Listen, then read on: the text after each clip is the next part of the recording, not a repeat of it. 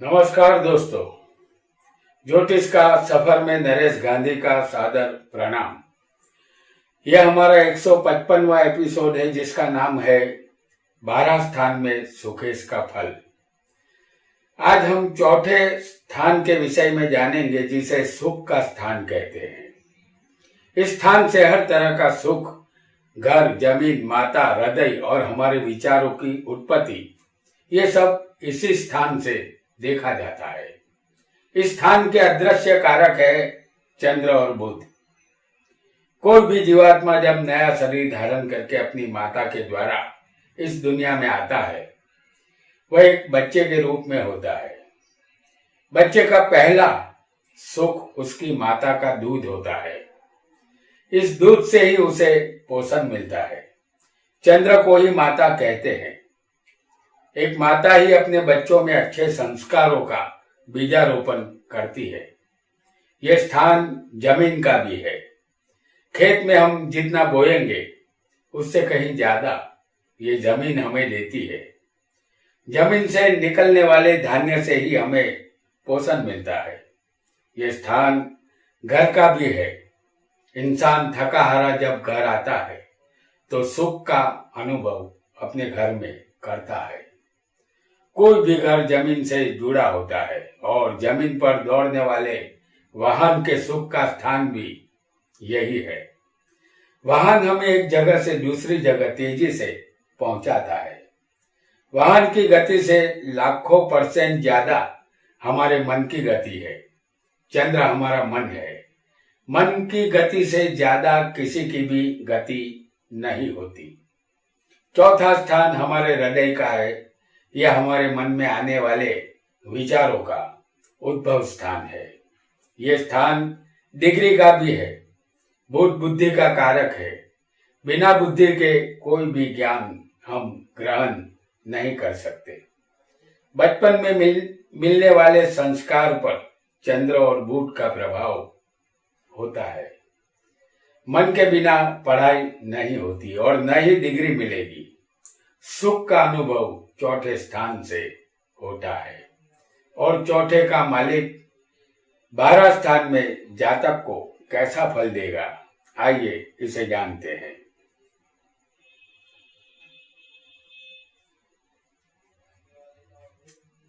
हम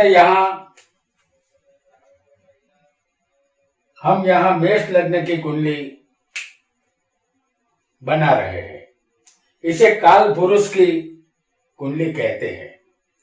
आपकी कुंडली में कोई भी लग्न हो सकता है और सुखेश कोई भी ग्रह बन सकता है। इस कुंडली में सुखेश बनता है चंद्र, यानी कि हम चौथे स्थान की अगर बात करेंगे तो यहां कर्क राशि आएगी। ये हम एक एग्जाम्पल दे रहे हैं। आपकी कुंडली में कोई भी लग्न हो सकता है। तो यहां सुखेश बनता है चंद्र और ये उदाहरण कुंडली हमने रखी है। इसके पहले हम लग्नेश, धनेश और पराक्रमेश का फल जान चुके हैं। आज सुखेश का 12 स्थानों में फल हम जानेंगे। अगर चौथे का मालिक यानी कि सुखेश किसी को भी लग्न में होगा, जैसे हम यहां आपको दिखा रहे हैं, सुख का मालिक चंद्र है जो लग्न में है। अगर इस तरह सुखेश लग्न में होगा तो जातक विद्या से विभूषित होगा। जमीन, माता और नए वाहन का सुख उसे मिलेगा। जातक अच्छी तंदुरुस्ती वाला, कीर्तिवान और अपनी माता से सुखी होगा। मानसिक शांति मिलेगी लेकिन वक्तृत्व कला नहीं होगी। फिर भी वह विद्वान होगा। अपने घर का निर्माण वह किसी भी परेशानी के बिना कर सकेगा। अगर किसी को सुख का मालिक चंद्र दूसरे स्थान में आ जाएगा तो जातक भोगी, धनवान और साहसिक स्वभाव का होगा। वह कुटुंब का सुख पाने वाला और कपटी भी होगा। अपने पिता का वफादार, ज्ञानी और सुखी होगा। वाणी अच्छी नहीं होगी, मिल्कत में वारसा मिलता है, पत्नी और पुत्र का सुख मिलेगा, मित्र बेवफा मिलेंगे। और अगर किसी को सुखेश यानी कि चौथे का मालिक तीसरे स्थान में होगा तो जातक साहसिक, उदार दिल का, गुणवान, दाता, भाइयों का कम सुख पाने वाला और अपनी मेहनत से कमाने वाला होता है। अपने पिता का कहा मानने वाला और माता से कजिया कंकास करने वाला होता है। जमीन, घर और वाहन का सुख मिलता है। व्यापार में अस्थिरता, मन चिंतित रहता है, पैसे बचा नहीं पाता, जातक की मिल्कत उसके भाई छीन लेते हैं। और सुकेश अगर चौथे ही स्थान में होगा तो ये स्वग्रही सुकेश होगा। तो चौथे स्थान में अगर सुकेश हो तो जातक धनवान, मान, इज्जत पाने वाला, चतुर, चालाक होता है। वह ज्ञानी भी होता है और मंत्री पद पाने वाला भी होता है। स्त्रियों का प्रिय, सुखी ये जातक होता है। वह राजा के समान नौकर चाकरों का सुख उसे मिलता है। अपने पिता का और वाहन का सुख इस जातक को जरूर मिलेगा। अगर सुख का मालिक पंचम स्थान में आ जाएगा किसी की कुंडली में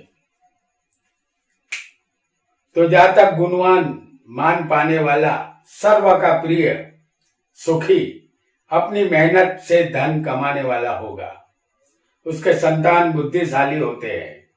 जातक लेखक भी बन सकता है। वह आशावादी और विद्वान होता है। मिल्कत में हिस्सा उसे जरूर मिलता है। अगर किसी को छठे स्थान में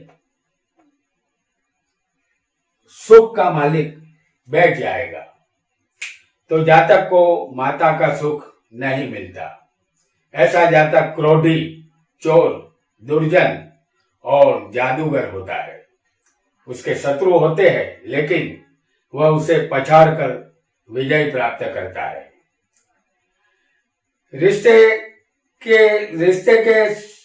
रिश्तेदारों का सुख उसे नहीं मिलता। धन होने के बावजूद वह दुखी होता है और अपने घर संसार की परवाह बिल्कुल नहीं करता। अगर सुखे सप्तम स्थान में किसी को बैठ जाएगा तो ये पति पत्नी का स्थान है।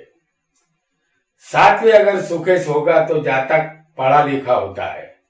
यह जातक अपने पिता के धन का त्याग कर देता है। वक्तृत्व कला कमजोर रहेगी। ये जातक धनवान स्त्रियों को आकर्षित करने वाला होता है। ये देखने में सुंदर होता है।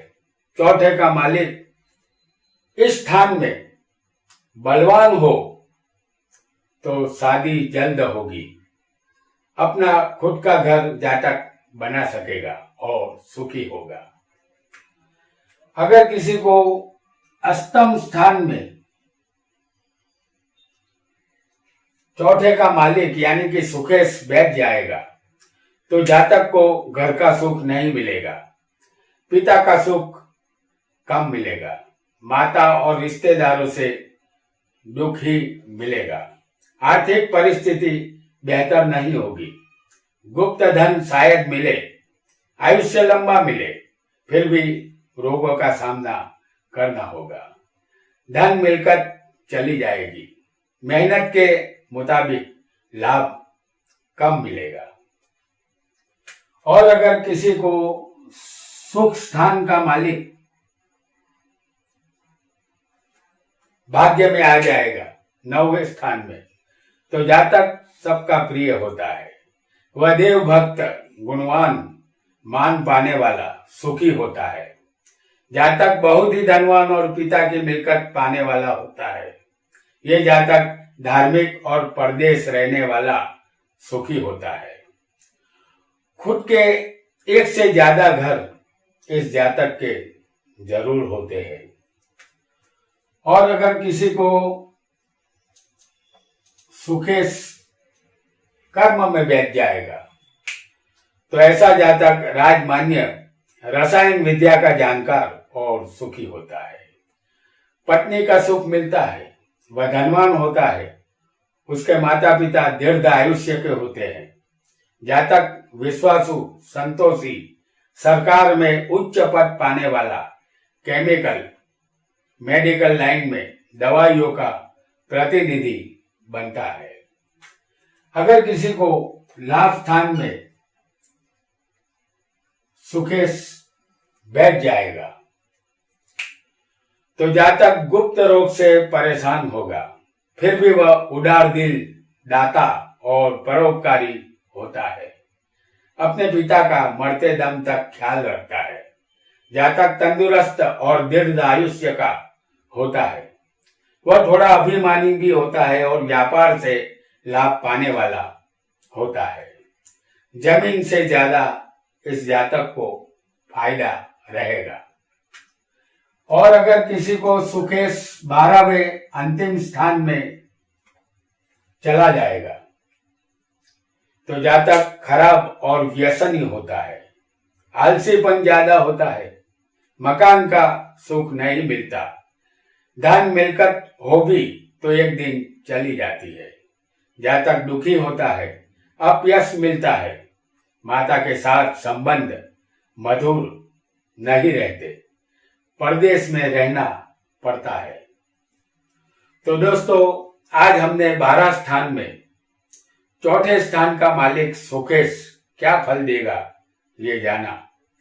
अगर आप हमारी चैनल पर पहली बार आए हैं तो हमें एक लाइक जरूर दें और हमारा ये एपिसोड पसंद आया हो तो सब्सक्राइब भी करें। इससे हमारा उत्साह बढ़ेगा। आज इतना ही। आपका बहुत बहुत धन्यवाद।